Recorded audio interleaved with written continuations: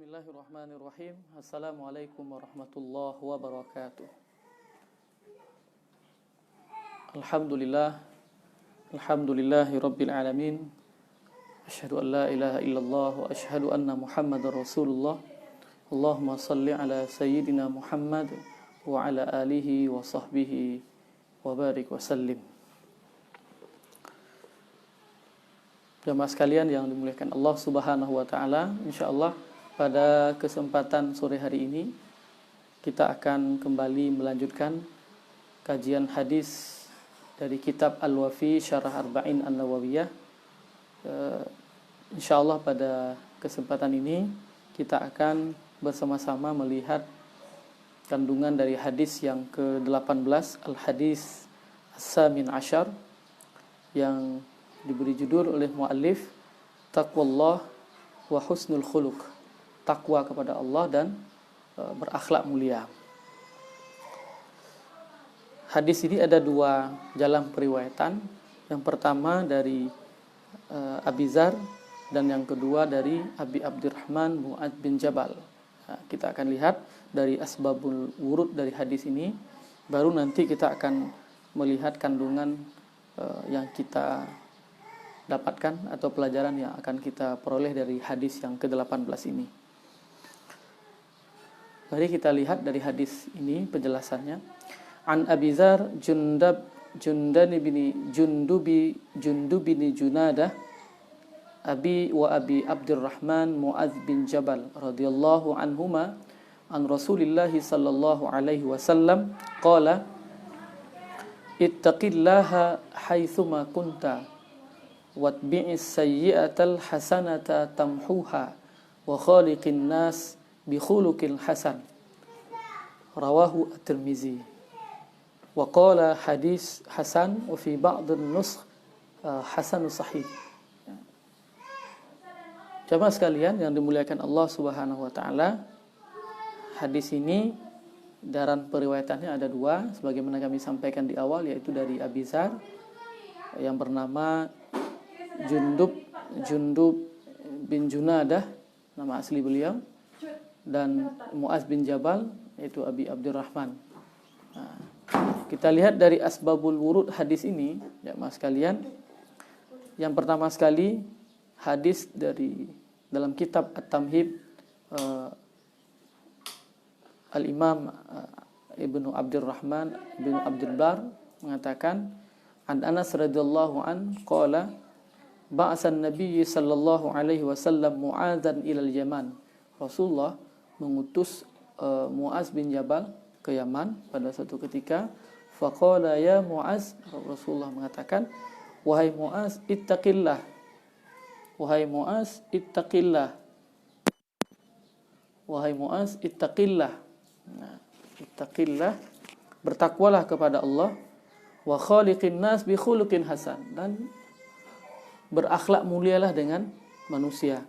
Wa idza alimta sayyi'atan fa'biha sayyi'ah hasanah. Jika engkau mengetahui telah melakukan suatu keburukan, maka iringilah dengan melakukan kebaikan. Faqala qultu ya Rasulullah la ilaha illa manil hasanat.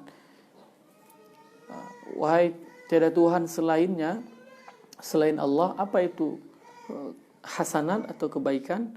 Qala hiya min akbaril hasanat. Dan itulah mengikuti keburukan dengan kebaikan itu adalah sebaik-baik atau paling besar kebaikan. Ini dari periwayatan yang pertama. Sedangkan pada periwayatan yang kedua dari jalur Abi Dzar Al-Ghifari disebutkan akhraju Ahmad an Abi Dzar radhiyallahu an qala qultu ya Rasulullah, allamani amalan yuqarribuni minal jannah wa yuba'iduni minan nar. Wahai Rasulullah, beritahu kepadaku amalan apa yang bisa menjauhkan aku dari neraka dan mendekatkan aku dengan surga. Faqala idza amilta sayyi'atan fa'mal hasanah. Kata Rasulullah, jika engkau melakukan satu keburukan, maka lakukanlah kebaikan berikutnya. Fa innaha asyru amsalihah. Karena jika kita lakukan kebaikan, maka 10 kebaikan berikutnya akan kita dapatkan, atau 10 pahala akan 10 ganjaran akan kita dapatkan. Qala qultu ya Rasulullah, lalu saya bertanya kepada Rasulullah, wahai Rasulullah, amanal hasanat la ilaha illallah, apakah mengatakan atau beryakin dengan apakah amanal hasanat, kalimat la ilaha illallah itu, qala hiya ahsanul hasanat, kalimat la ilaha illallah adalah sebaik-baik kebaikan. Jamaah sekalian yang dimuliakan Allah Subhanahu wa taala, kita lihat terjemahan dari hadis ini secara umum. Rasulullah berkata, bertakwalah kepada Allah dimanapun engkau berada. Dan wa atbi'is sayyi'ah, ikuti keburukan dengan kebaikan yang bisa menghapusnya. Ketika melakukan keburukan, maka lakukanlah segera kebaikan, maka kebaikan itu akan menghapuskan seluruh keburukan yang telah dilakukan. Wa khaliqin nas bi khuluqin hasan, dan bermuamalahlah, bergaullah dengan manusia dengan akhlak yang mulia. Jamaah sekalian yang dimuliakan Allah Subhanahu wa taala, ada beberapa pelajaran yang dapat kita petik bersama dari hadis yang ke-18 ini. Yang pertama adalah, dari hadis ini memberikan sinyal kepada kita bahwa al-insan khalifah mukarramun fil ard. Manusia ini atau kita adalah khalifah, pemimpin yang dimuliakan oleh Allah Subhanahu wa taala di muka bumi. Ketika kita diciptakan oleh Allah dan diberikan keistimewaan dari sekian banyak makhluknya yang lain, maka ini menandakan bahwa kita adalah khalifah, pemimpin. Dan seorang pemimpin tentunya memiliki kebaikan-kebaikan yang mesti diberikan, disampaikan kepada, bukan hanya kepada sesama manusia, tapi seluruh makhluk atau sekalian alam. Sampai dikatakan salah satu akhlak diantaranya adalah, yang pertama sekali, yang paling tinggi adalah kalimah la ilaha illallah, yaitu tidak mensekutukan Allah Subhanahu wa taala. Dan ini adalah yang amalan kebaikan yang paling tinggi di sisi Allah Subhanahu wa taala, sebagaimana dikabarkan oleh Rasulullah sallallahu alaihi wasallam. Yang kedua yang dapat kita petik pelajarannya adalah bahwa hadis ini merupakan wasiyah khalidah, yaitu sebuah wasiat yang kekal. Bukan hanya ketika disampaikan oleh Rasulullah kepada Abu Dzar atau Muaz bin Jabal, tapi wasiat ini juga untuk kita. Kita sampai kapan? Sampai di akhir zaman. Maka dikatakan hadis ini adalah wasiyatin khalidah. Itu wasiat yang kekal. Jamaah sekalian yang dimuliakan Allah Subhanahu wa taala. Yang berikutnya, pelajaran yang dapat kita petik adalah at-taqwa sabilun najah. Takwa itu adalah jalan keselamatan. Rasulullah sallallahu alaihi wasallam pernah mengingatkan kita bahwa punca dari seluruh amal, punca dari seluruhnya bermuara adalah kepada ketakwaan kepada Allah Subhanahu wa taala. Allah Subhanahu wa taala mengingatkan bagaimana posisi orang yang bertakwa, innallaha ma'al ladzina taqaw wal ladzina hum muhsinun. Sesungguhnya Allah bersama orang yang bertakwa dan bersama orang yang berbuat kebajikan. Dan pada ayat yang lain Allah katakan, wa may yattaqillaha yaj'al lahu makhraja wa yarzuqhu min haitsu la yahtasib. Dan Allah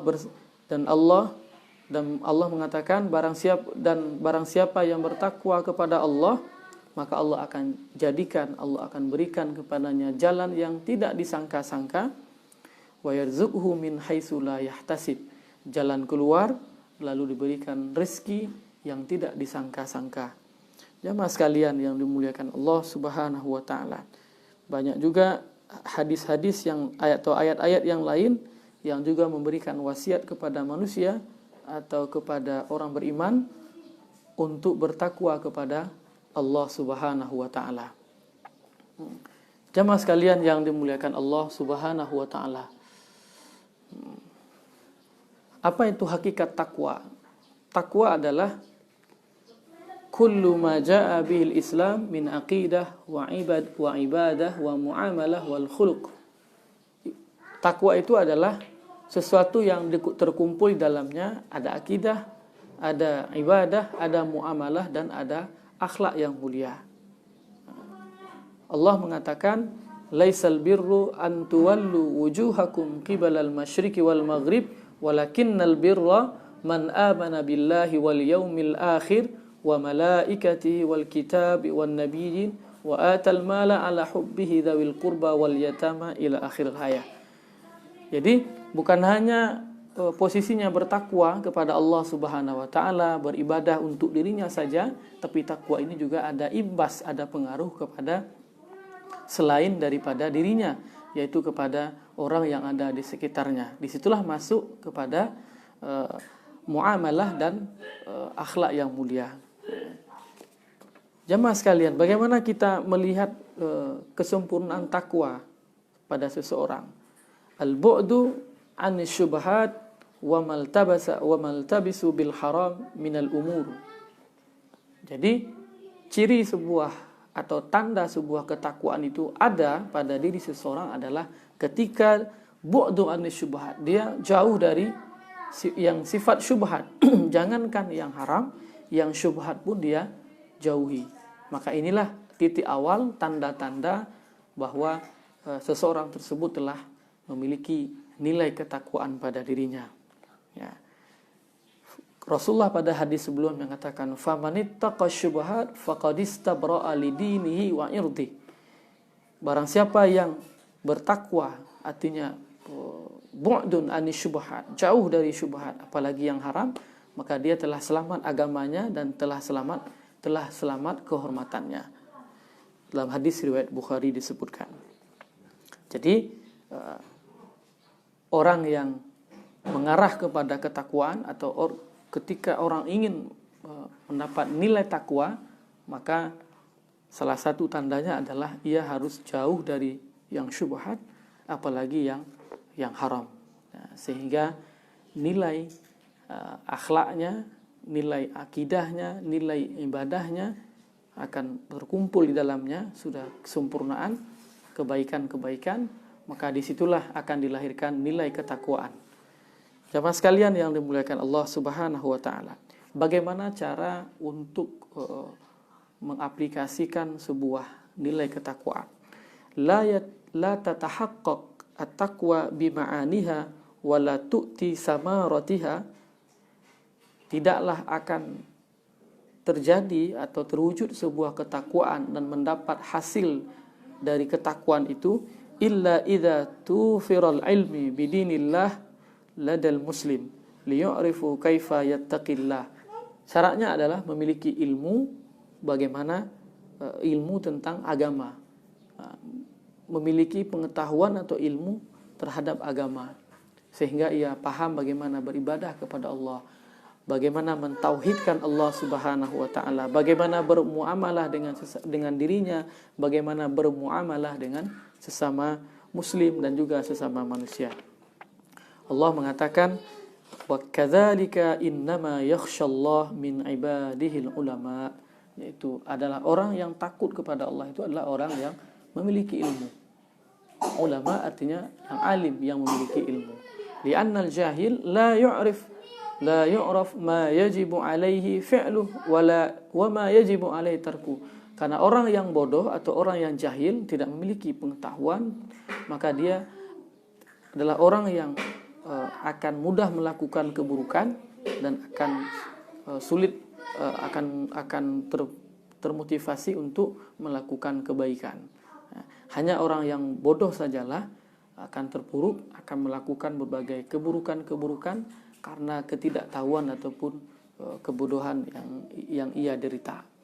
Jamaah sekalian yang dimuliakan Allah Subhanahu wa taala, Rasulullah pun juga pernah mengatakan bahwa ada keutamaan orang yang alim dengan perbedaan yang signifikan antara orang yang alim dengan orang yang abid, orang yang berilmu dengan orang yang ahli ibadah.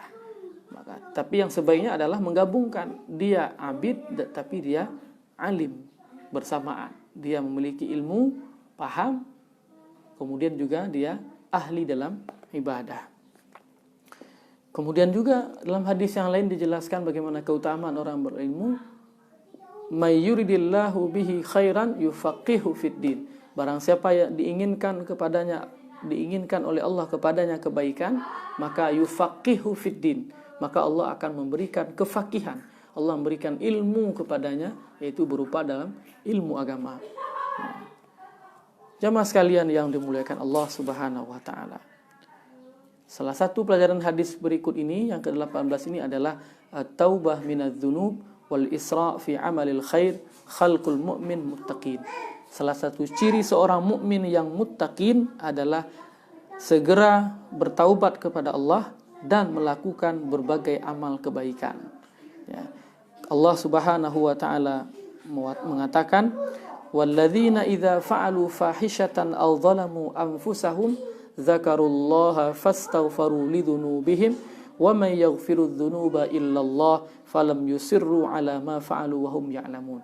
Jadi segera ketika dia melakukan sebuah fahisyah, sebuah kezaliman, sebuah kemaksiatan terhadap dirinya atau orang lain, zakarullah, maka dia cepat ingat kepada Allah, fastaghfaru lidzunubihim, lalu dia segera beristighfar, mohon ampun kepada Allah terhadap dosa dan maksiat yang telah ia lakukan. Wa may yaghfiru dzunuba illallah, karena dia paham, ia mengerti bahwa tidak ada yang mampu, tidak ada yang bisa mengampuni dirinya kecuali Allah Subhanahu wa taala. Jemaah sekalian yang dimuliakan Allah Subhanahu wa taala. Allah Subhanahu wa taala juga mengabarkan bahwa ketika keburukan yang diyakini, yang diistighfarkan atau yang diminta ampuni kepada Allah lalu diiringi dengan kebaikan, maka kebaikan itu akan menghilangkan, akan menghapuskan seluruh keburukan yang telah ia lakukan. Allah mengatakan, innal hasanat yuzhibnas sayyiat. Sesungguhnya kebaikan-kebaikan akan menghilangkan, akan menghapuskan seluruh keburukan-keburukan. Makanya selaraslah dengan hadis ini dikatakan, watbi'is sayyi'atal hasanata tamhuha. Jika keburukan diikutkan dengan jika kebaikan diikuti dengan keburukan, jika keburukan diikuti dengan kebaikan, maka itu akan dihapus keburukan sebelumnya. Nah, apa yang menghapus keburukan sebelumnya? Tidak lain adalah kebaikan yang dilakukan setelahnya. Jamaah sekalian yang dimuliakan Allah Subhanahu wa taala. Salah satu yang dianjurkan dalam Islam adalah makarimil akhlak, akhlak yang mulia. Sehingga pada hadis ini juga dikatakan salah satu wasiat yang mulia ini adalah di samping ketakwaan, mengiringi kebaikan dari keburukan yang telah dilakukan. Di ujung hadis itu disebutkan wa khaliqin nas bi khuluqin hasan. Maka berakhlaklah dengan sesama manusia atau dengan sesama muslim dengan akhlak yang mulia, bi khuluqin hasan. Min husnil khuluq silaturrahim. Salah satu di antaranya adalah silaturrahim. Wal afu was-safhu, memaafkan dan melapangkan. Wal ata rahmun man'u, saling memberi kepada orang yang membutuhkan, saling membantu, saling memaafkan, saling melapangkan, saling memudahkan. Ini adalah beberapa kebaikan-kebaikan ataupun akhlak yang mulia dari sekian banyak akhlak-akhlak yang mulia yang lain yang kita tentunya telah kita praktekkan, telah kita contohkan dalam kehidupan kita sehari-hari. Jadi jamaah sekalian, di antara kebaikan yang paling rendah ataupun paling mudah adalah basyashatul wajhi, menampakkan muka yang cerah atau menampakkan muka yang senang. Ketika berjumpa dengan saudaranya, maka basyashatul wajhi, membuka wajahnya. Artinya bukan mengerutkan kening ataupun mengkusutkan wajahnya sehingga menyusahkan orang lain, sehingga menghilangkan pandangan orang lain kepada dirinya.